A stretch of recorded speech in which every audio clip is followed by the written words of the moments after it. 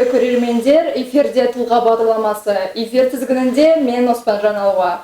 Бүгін бізде қонақта Илья Жансүгіров атындағы Жетісу мемлекеттік университеті ректорының кеңесшісі, тарих ғылымдарының кандидаты, Қазақстан тарих кафедрасының қауымдастырылған профессоры Толамисов Амангелді Ғабдылкәрімұлы. Сәлеметсіз бе, Амангелді аға? Бүгінгі біздің бағдарламаға қош келдіңіз. Жалпы көңіл күйіңіз қалай? Көңіл күй жақсы. Бүгін күндердің сұлтаны, қасиетті жұма күні, таңертең тұрғаннан көңіл күй, бүгінгі күнге деген позитив жақсы. Және де сіздерге қонаққа келе жатқаннан кейін міндетті түрде бізде жақсы көңіл күй болады. Рахмет. Жалпы өзің жайлы айтып өтсеңіз, туған жеріңіз, өлкеңіз, отбасыңыз. Мен Шығыс Қазақстан облысы Аягөз ауданы, Аягөз қаласында 1977 жылы дүниеге келгенмін. Жұмысшы отбасында, өзімнің үйде үшеуміз, менен кейін 2 қарындасым бар. Жалпы мектепті сол Аягөз қаласында 93 жылы Қазақстан бойынша және тәуелсіздік алғаннан кейін көптеген лицейлер ашылып атты. Солардың бірі біздің Аягөз қаласында Аягөз қазақ қалалық лицей ашылды. Содан жаңағы мектептен кейін, орта мектептің 9 сыныбын бітіргеннен кейін сол жаққа ауысып, жалпы мектепті лицейді бітірдік. Әрине үздік бітірдік.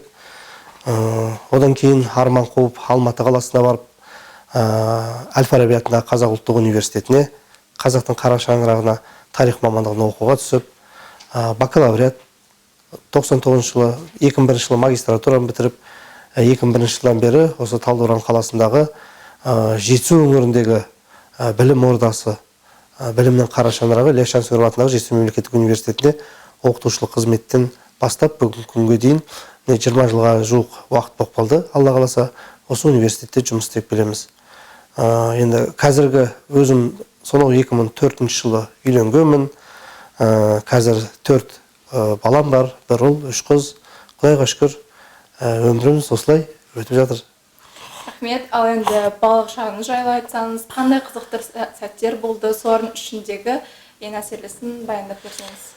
Енді әр кездің өзінің ерекшелігі бар шығар, бірақ бүгінгі күнгі балалық шақ біз үшін қызық көрінеді, шыны керек. Бір балалық шақтың барлығы үйде 4 қабырғамен баланың алдында отырған смартфон, әлеуметтік желіде, виртуалды өмірде өтіп атқан сияқты. Біздің балалық шақ ол балалық шақ болған шынымен де. Біз көшеде ойнайтынбыз. Мектептен, сабақтан келе сап, сабағымызды оқып болғаннан кейін далаға шығып футбол ойнайтынбыз. Жаңағы көшенің балаларымен жиналып, әртүрлі басқа жеті қалбыр, қуаласпақ, тығылмаш деген сияқты, ақсүйек деген сияқты. Соң кейін жаңағы тау патшасы дейді, сәргәрі деп ойнаймыз, қысты күнде бол әсіресе. Шаңғы тебетіміз, коньки тебетіміз, хоккей ойнайтынымыз. Шынымен де біздің балалық шақ болатын. Әрине ата-анамыз бізді тәрбиелеген уақытта көбінесе осы спортқа баулыды, білімге баулыды. Соған үлкен алғысымды білдіремін ата-анама. Ал енді және де әрбір қазақтың баласы болғаннан кейін біз алаштың азаматы болғаннан кейін, қазақ болғаннан кейін, түміз түркі болғаннан кейін, жалпы дүние жүзінде адамзаттың ішінде жаңағы жылқыны қолға үйреткен алғаш осы Қазақстан территориясында сонау жаңағы энолит дәуірінде алаш қолға үйретіп Қазақстан территориясында тайпалар. Содан бері жылқы біздің өмірімізде, қазақ халқының өмірінде үлкен орын алады. Сол сияқты ол жігітте де. Біз сондықтан бала кезімізде жаңағы жайлауға көп баратымыз, шыны керек. Мысалы мен өзім 4-ші ме 5-ші сыныптан бастап 25-ші маусым күні қалай соңғы қоңырау болады, соңғы қоңыраудан кететінде 31-ші тамыз күні кешке келетім ғой. 1-ші қыркүйекте қап-қара, қол аяқ жарылып кеткен сабаққа баратымыз. Сонда жаңағы балалық шақтағы ең бір өзім есімде қалатын, әлі күнге шейін таң қалатын бір қызықты оқиға болған, сонымен бөлісейін. Сол кезекте бір мен анамның туған әпке жездесі жаңағы Тарбатай ауылында мал бағатын, қой шопан болатын. Сол кісілеріне барып, сол бір 15-20 күн болды, жаңағы анамның жездесімен бірге шығып, сонда 6 оқиын ба, сондай. Жасым бір 12-13-терде қойдым. Жаңағы бал бағып, қой бағып сөйтіп жүрдік. Содан кейін бір күні жаңағы ағам, жаңағы анам жездесі жайлаудың жанында қыстақ болатын. Қыстақ деген жаңағы қыста қонақтайтын жерлері малшылардың, бірақ жылқылар жазда сол жерге барып шыбындайтын, ыстықтан қашып. Сол үйде жездеміздің бір 5-6 жылқысы болатын, соны айдап келші деп, соған кешкі тұрып шығып, олар жаңағы ыстықтан шыққысы келмейді, салқын жерден шыққысы келмейді ыстыққа. Сөйтіп біреуін айдасам, біреуі қашады, біреуін биені айдасам, айғыр қашады, айғырды айдасам, жаңағы байтал қашады.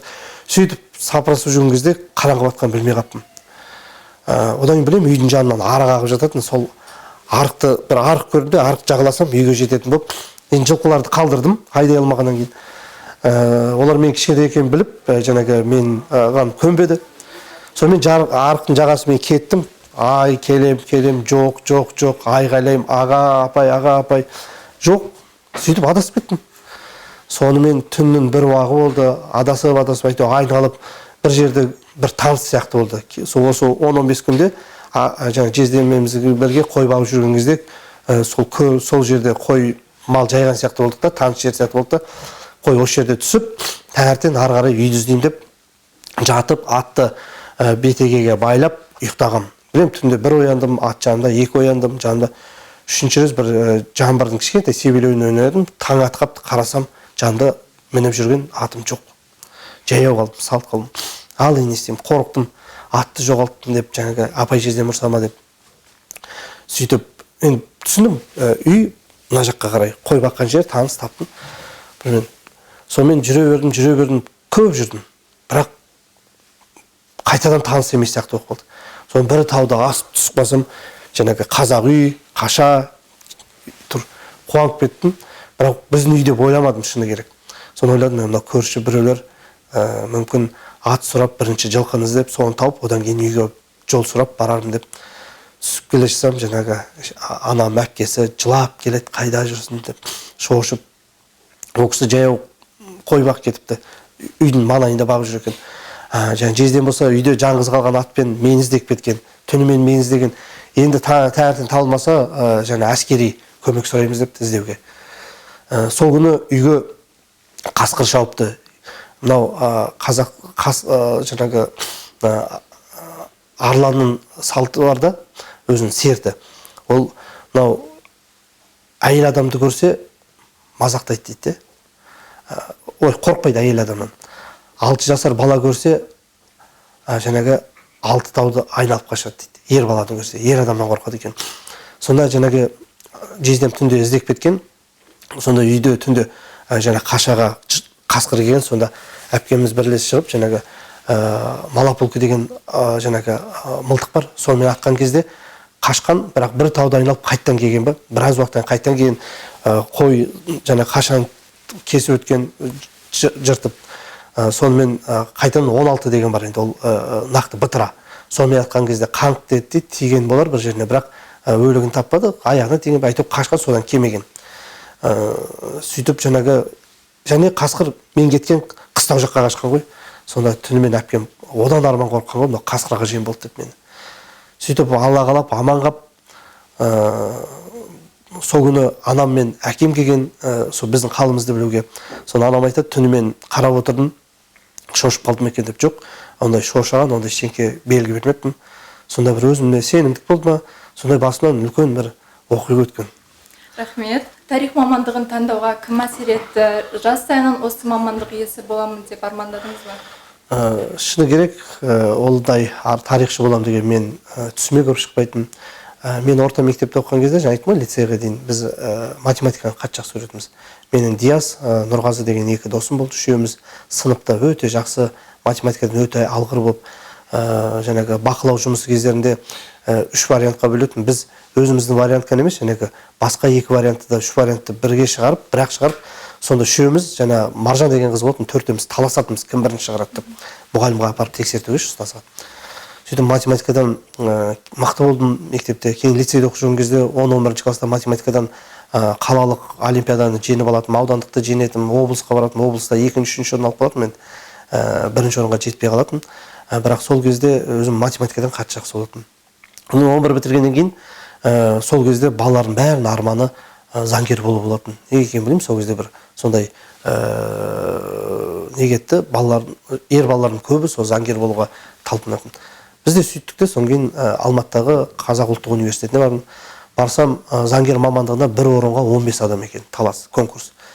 Оны қарап отырсам, тарихқа бір орынға 4,5 орын.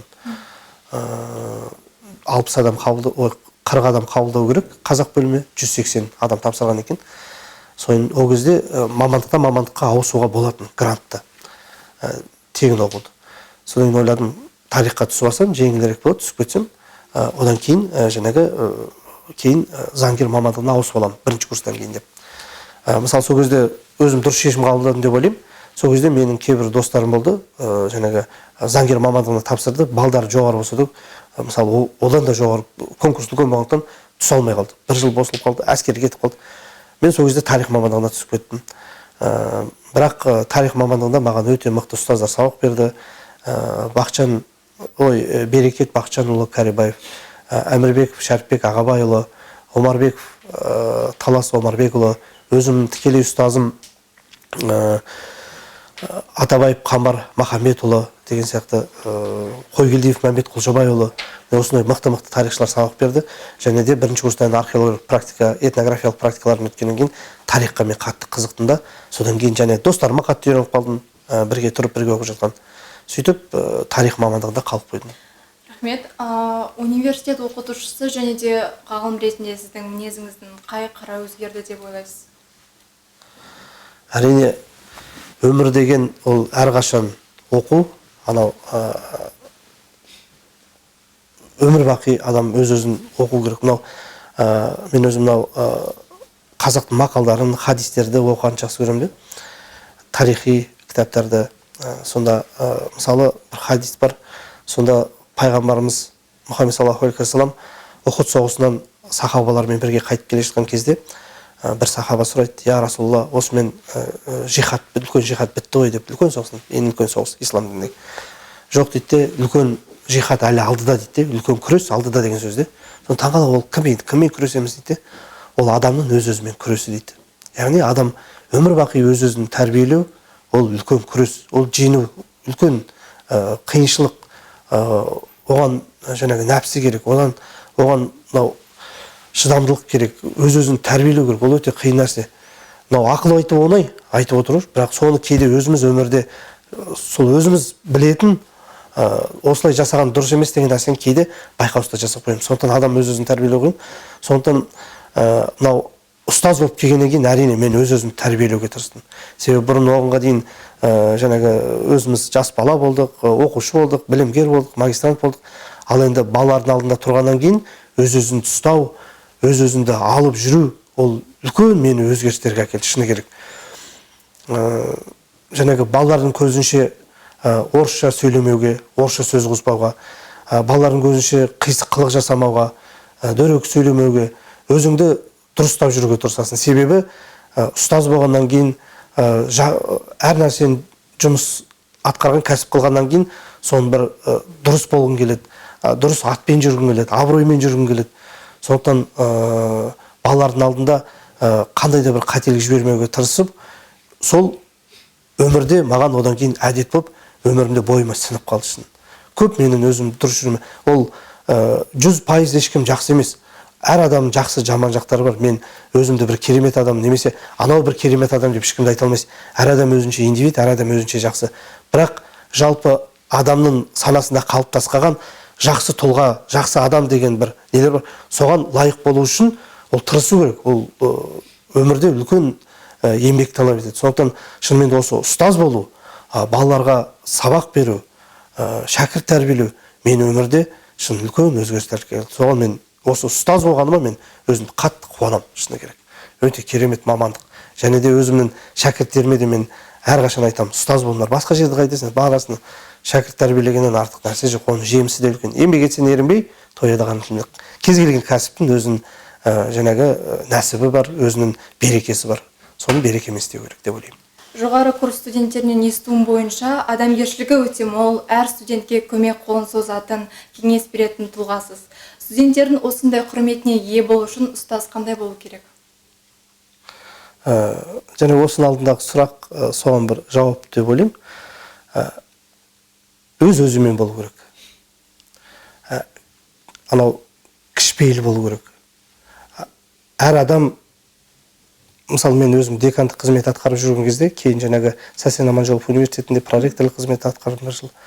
Сонда әр келген студентті мен тыңдауға тырысатын, бар күшім салатын. Бүкіл уақытым жетпей жатса да мен әр келген студентті өзімнің кабинетіме отырғызып, мүмкіндігінше мен адам келген кезде, мысалы кабинетіндегі стол былай тұрса, столдың алдында қабылдайтын жаңағы екі орындық тұрады. Мен сонда біреуіне келіп отыратын.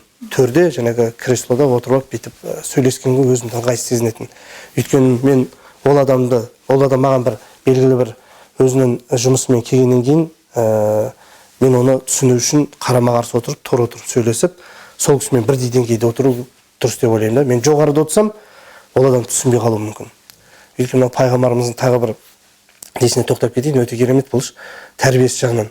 Бір күні бір әйел адам келеді де, я Расулалла дейді, мен балам қант көп жейді, содан тістің бәрі құрыды. Мен жеме десем, бәріміз жеме десек жей береді. Сіз айтып түсіндіріңізші дейді. Сон пайғамбарымыз айтады, 40 күннен кейін кел дейді. Алып кел дейді 40 күннен кейін. Сон 40 күннен кейін баласын алып келеді, баласымен отырып бір жарты сағат сөйлеседі.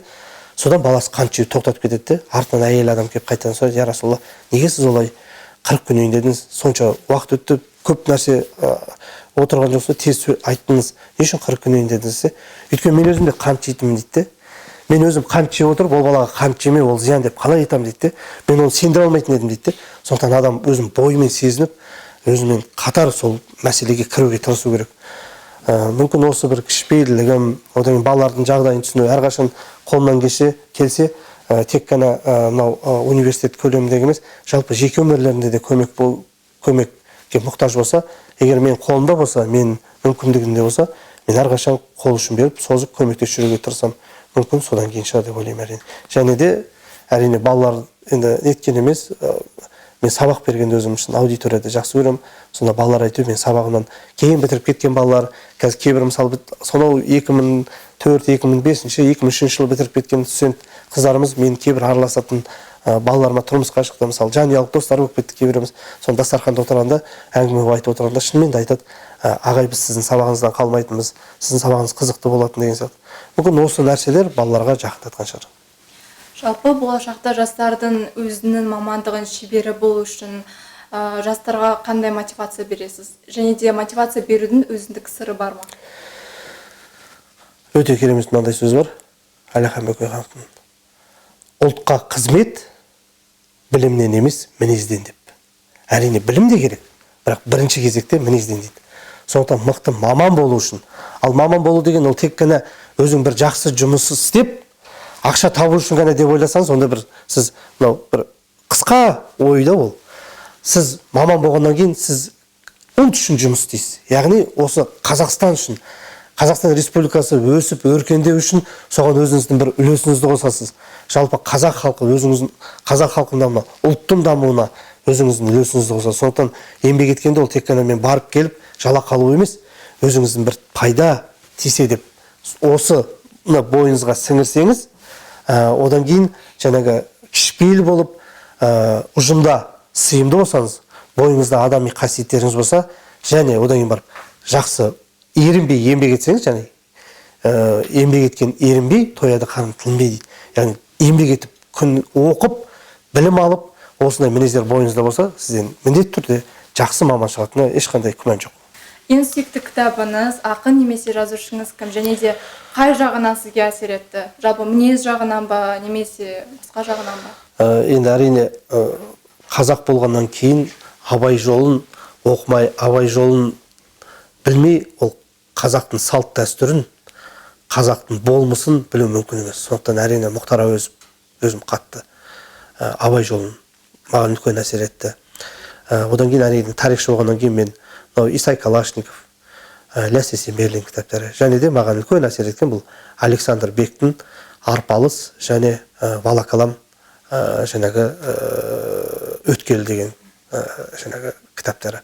Ол жерде Бауыржан Момышұлы туралы өте керемет жазылған. Және Отан соғысының жаңағы батыры, КСР-ның батыры Бауыржан Момышұлы деген ол ерекше тұлға. Сондықтан ол кісінің жаңағы өмірлік тәжірибесінен ер балаларға алатын нәрсе және бағыт ұстайтын жерлер көп. Сондықтан осы Александр Бектің Бауыржан Момышұлы туралы жазған еңбегі маған үлкен әсер етті, және соны бойыма сіңіруге тырыстым. Жақсы. Сізді жұмысыңызда бөлек қандай іс қызықтырады? Жалпы бос уақытыңызды қалай өткізесіз? Жалпы енді бос уақытты адам, мысалы мен тек қана осы білім беру мен университеттегі жұмыспен шектеліп қалсам, заманды білесіздер, қазір өте қымбатшылық заман, өмір сүру үшін дұрыс бала шағаға жақсы тәлім тәрбие беру үшін оған да мүмкіндік керек. Дұрыс мектепте оқыту үшін жаңағы дұрыс оларды белгілі бір жаңағы үйірмелерге беру үшін оның бәрі ақылы. Және де ата-анам бар, мысалы, қолымда, оларды асырау үшін, өзіңде дұрыс жүріп тұру үшін жаңағы үлкен мүмкіндік жоқ. Сондықтан мен жұмыстан бос уақытта жеке кәсіпкерліктермен айналысамын. Өзім жеке мысалы жүргізетін істерім бар, оны не екенін айтпай қояйын. Ал жалпы демалыс уақытында әрине мен өзім жаңағы спортпен шұғылдануды жақсы көремін. Таңертең міндетті түрде жүгіремін, одан кейін бассейнге барамын. Одан кейін жаңағы стол теннисін ойнағанды өте жақсы көремін. Аптасына 2 рет ұжыммен футбол ойнаймыз. Одан кейін бильярд ойнаған жақсы көремін. Достармен бір бос кездерімде демалыс уақытын өткізгенде достармен бильярд ойнап жүріп әңгімелескен жақсы көремін. Одан кейін жаңағы балаларымды әрине серуендеткенде, біз ана ипподромға барып балаларымды, ұлым да, қыздарым да атқа мінген жақсы көреді. Барып атқа мінеміз. Бос уақытымызда қысты күні жаңағы тауға барып шаңғы тебеміз. Және де саябақтар Талдықорғанда өте керемет, сол жерде отырамыз. Сондықтан бос уақытымыз көбінесе сол бала шағаның жаңағы тәрбиесі болды.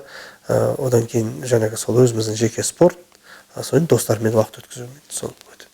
Керемет. Өмірлік кредіңіз қандай? Және де ұстанымыңыз десек болады? Кішік болсаң, ұлық боласың. Жақсы. Сізді қоршаған адамдардың қандай мінезі ұнайды? Адалдығы, кішіпейілдігі, азаматтығы, көпшілдігі, білімдігі. Жақсы. Енді бір қызықты сұрақтардың бірі, егер сіздің өміріңіз фильм болса, атауы қандай болар еді?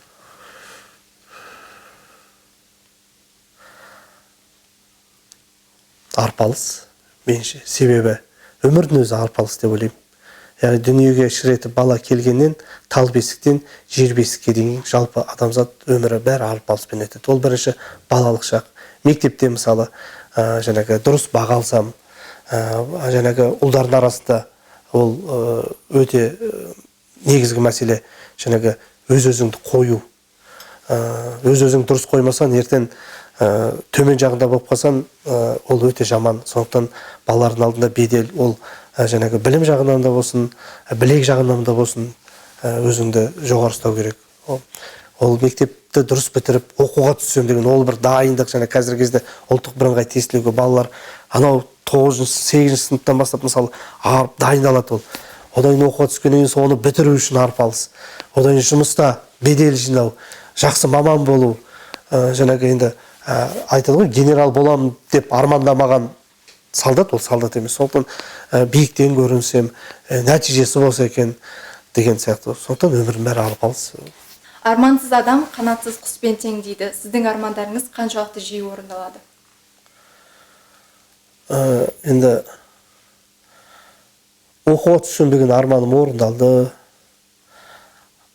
Айтады ғой, мамандық таңдау мен жар таңдаудан адаспау керек ер адам. Жалпы адам. Дұрыс жар кездессе дедім, орындалды.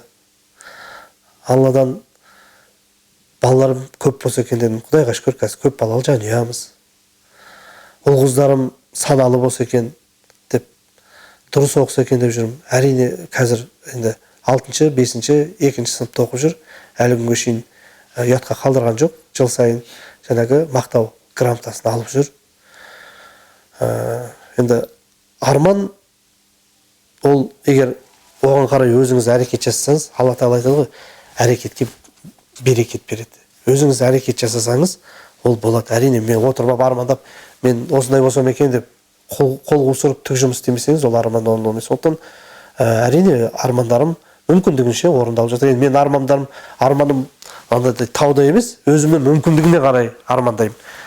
Жатып алып, ойбай мен жаңағы үлкен заводым болса екен, мен жаңағы президент болсам екен, немесе мен деген дүние жүзін аралап жүрсем екен, демалып жұмыс істемей деген ондай арман жоқ әрине. Адам жаңағы шектеу болу керек, адам өз мүмкіндігіне қарай армандайды. Сол мүмкіндігіндегі армандарым орындалып жүр деп ойлаймын. Жақсы. Әрбір адам мақсатқа жету үшін қандай қадамдар жасау керек? Жаңа бағана ол әңгіме барысында айтылған деп ойлаймын. Жаңағы мықты білімді болу керек, бойындағы адами қасиеті болу керек, кішіпейілділігі болу керек, ортаға сыйымды болу керек қой. Сонда кез келген мақсатқа жетуге, және айтқаннан қайтпай мақсатқа жетуде мынау қырсықтық мінез керек. Қойдым ба мақсат, соған жету үшін тырысу керек. Барлық маңдай тер еңбекті төгу керек, және орта жолда қол қусыруға болмайды. Жетуге тырысу. Сіздің ойыңызша жақсы қасиет пе, әлде жаман қасиет пе? Оның жақсы жағы да бар шығар, жаман жағы да бар шығар. Енді соны жақсы жағынан қолдану. Қырсықтық деген, мен мысалы жаңағы қырсық деген қалай? Өз дегеніне жетпей қоймайтын адам. Ол енді адамға бостан-босқа қырсықса, ол дұрыс емес. Біреуге ренжіп, қырсығып әдейі істеген, ол дұрыс емес. Ал енді өмірде ол мінезді жақсы жаққа пайдалану керек те, жаңағы мақсатқа жету үшін. Белгілі бір өзіңнің қойған мақсаттарыңа, өзің бір алда тұрған деңгейлерге жету үшін ол мінез керек деп ойлаймын. Өзіңізді 5 сөзбен қалай сипаттар едіңіз? Енді әрине бәріміз Алланың құлы, пайғамбарымыз Мұхаммед саллаллаху алейхи ва салламның үмбеті, Алаштың қазақтың баласы, ата-ананың үміті, бала-шағамның тірегі, қамқоры, асыраушысы. Рахмет, керемет. Бүгінгі сұхбатыңызға көп рахмет. Енді эфир соңында біздің білім ордамыздың жастарына жылы ниетіңізді немесе ақылыңызды айтып кетсеңіз. Ал енді құрметті Ілияс Жансүгіров атындағы Жетісу мемлекеттік университетінің білімгерлері, мынау жастар жылы өтті, биыл волонтерлық жыл дейді. Мынау білім алып, отан үшін, ел үшін еңбек етуге тырысыңыздар. Бүгінгі күндеріңіздің ешқайсысын бос өткізбеңіздер. Қазір шынымен де бұл ғасыр індеті, бұл тек қана біздің емес, бүкіл дүние жүзінде қазір жастардың мынау әлеуметтік желі, телефон да оның да жақсы жақтары бар. Соның әр нәрсенің жақсы жағын пайдалануға тырысыңыздар. Ол телефон, смартфонда отырып, болмашы нәрсені отырып, уақыттарыңызды өткізбей, одан да жақсы білім алып, жақсы еңбек етіп, өмірде өз орындарыңызды тауып, өзіңіз үшін емес, ел үшін еңбек етіп, ел үшін өмір сүрсеңіз, көп жетістікке жетесіздер. Сондықтан сіздерге осы жылы үлкен жетістіктерге жетіп, биылғы бітіруші курстарға аман есен оқуларыңызды бітіріп, дипломдарыңызды қолдарыңызға алып, ел үшін қызметті бастап, нық өздеріңіздің жаңағы алға қойған мақсаттарыңызға жетуге тілектеспін. Ал бірінші курстарға айтар тілегім, осы екінші жазғы семестрді аман есен аяқтап, оқуларыңды ары қарай жалғастырып, сіздер де болашақта үлкен маман болуға бүгіннен бастап негіз қалау керек. Өйткені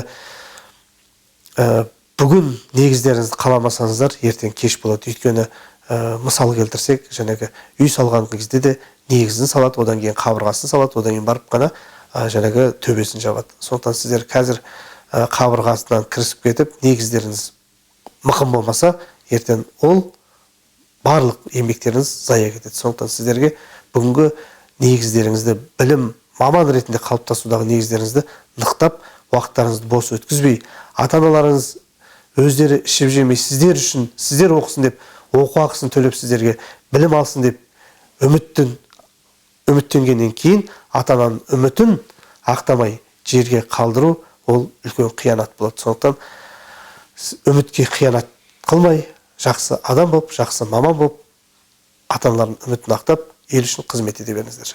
Аман аға, бүгінгі сұхбатыңызға алғыс білдіреміз. Бүгінгі эфиріміз өз мәресіне жетті. Сіздермен болған Оспан Жаналуға қош сау болыңыздар.